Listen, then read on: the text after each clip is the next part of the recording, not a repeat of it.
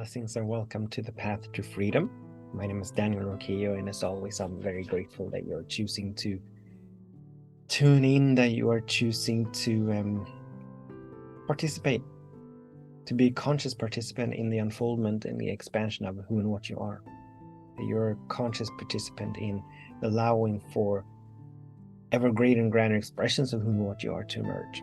That you're a conscious participant in, perhaps unbeknownst to some of us, but that we're all a conscious participant in being beneficial presences here on this planet, helping to raise the vibration, helping to expand the consciousness, the collective consciousness of humanity. That's raising the vibration, that's calling forth a new world, a world that works for everyone, a world where everybody's needs are met, a world where everybody gets to be safe, where everybody gets to have their stomachs full, where everybody gets to have all of their needs met, where everybody gets to be experiencing joy and harmony and wholeness. So that is the world that we are midwifing right now, and it is happening now. It is happening now. But in this, and I was having a conversation with an individual a few days ago, and this individual asked if I thought that they asked what I thought that their mission was. Actually, that is not what they asked. But they asked whether or not I thought they were meant to do something specific. And they articulated what that specific thing was. And I was able to share that while I don't know what their particular mission is, but that is for all of us to discover, to become aware of. What I do know is that every single one of us are being called, are being charged with a mission, with an assignment. Now, while all are being called, few of us hear that call, and even fewer of us answer that call. But that doesn't mean that there's only a select few that are being called, but everyone is called. Everyone is called to something. We all have a mission. We all have an assignment here on this planet. We're all here to help allow for the evolution of human consciousness. We're all here to allow for more love and peace and joy and harmony and abundance and wholeness and beauty to be expressed here on this planet. So, and this is actually the topic for today. This is what we're talking about today, that we all have a mission. No one is left out. God does not pick favorites. God does not select only a few individuals to do the work, but all are being called. We all have a responsibility. We're all being charged with something. Now, that something, as we're all unique and perfect expressions, emanations of the one mind, that's something that I'm being called to do is not necessarily the same thing as someone else is being called to do. So we all have our unique mission. We all have our unique assignment. Even though some of us are having the same kind of mission, the same kind of assignment, the way I do it is not going to be the same as anyone else is doing it. And the way someone else is doing it is not going to be the same as I do it. And it is not a right or wrong kind of thing. It is not a, oh, I'm better than you kind of thing. It's not a, oh, I'm holier than thou kind of thing. It's just different because we are unique.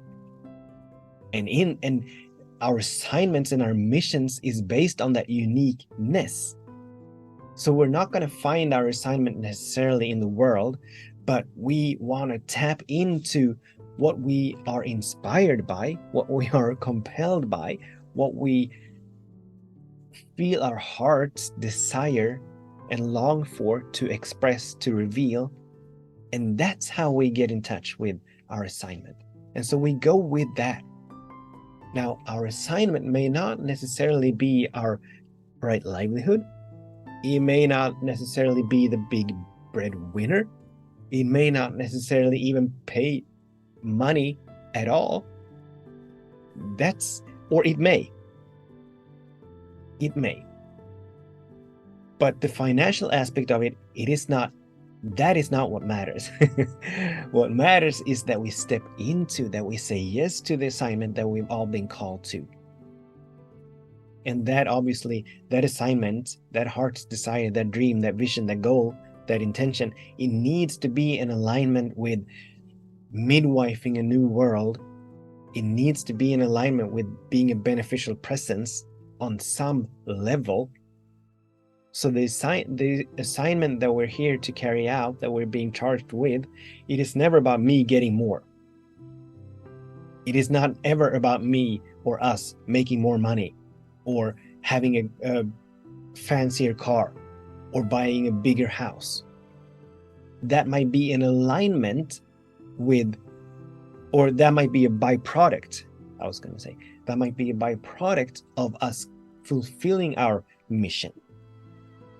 But if that's the end result that we're aiming for, that we're going for, then we've missed the mark. We've missed the mark. And in that sense, we have sinned. Now, I know that sin has a sort of a bad reputation, but sin actually means just that. It means missing the mark. Sin has nothing to do with a personal flaw. It has nothing to do with being broken or being flawed or anything like that. It simply means that we're missing the mark. Just like an archer, involved in target practicing, and they have that tablet or whatever, the target, and they aim for it, and they let go of the arrow, and the arrow misses the mark. That's it. That's what a sin is in its original meaning. So we get to constantly, I don't know if you've heard it, but I recorded a talk called Why. And why, when used wisely, is a beautiful question. It's a very powerful question that we can lean into when we are on the lookout for our mission. And even along the way, as we may have caught our mission, even along the way, we're wise to ask the question, why? Why do I want this? Like in my case, my mission is to be a humble servant and instrument of spirit. And there are more aspects to it, but as I've recently caught an expanded version of my mission, it's still tender, and I want to honor that tenderness. I'm not going to go into details as to what that means. But as I am moving forward, and as we are moving forward, we're always wise to ask, why do I want this? Why do I want to do this? Do I want to do this because I want to get something from the world? Do I want to do this because I want to be recognized, because I want to get famous, because I want to earn more money? Or do I want to do this because I'm afraid that if I don't do it, I'm going to miss out, or I will not have enough? Or am I doing this simply because there's something within me telling me that I have to do it? I have to do. I don't know why I have to do it. It's not based on fear. It's not based on lack and separation. But there's something within me that just tells me I have to do this. This is my life's calling. This is why I'm here. I don't know what it's going to look like. I don't know what it's going to lead to. I just know that I have to do it. I need to do it. Or maybe I want to do this because I know that it is of assistance. It is in service of a greater purpose. It is in service of healing the planet, of healing the human consciousness. So there are obviously different answers to that question. But we're very wise to ask that question. Why am I doing this? And why do I want to keep doing this? Why am I investing time and energy into this? Is it to get something from the world, or is it to give something to the, and that's a very important aspect of it all. Am I doing what I'm doing to get something from the world, or am I doing this to give something to the world? That's another question that we're very wise to ask. Am I here to get, or am I here to give or share? And obviously they come from different aspects of, or different levels of consciousness.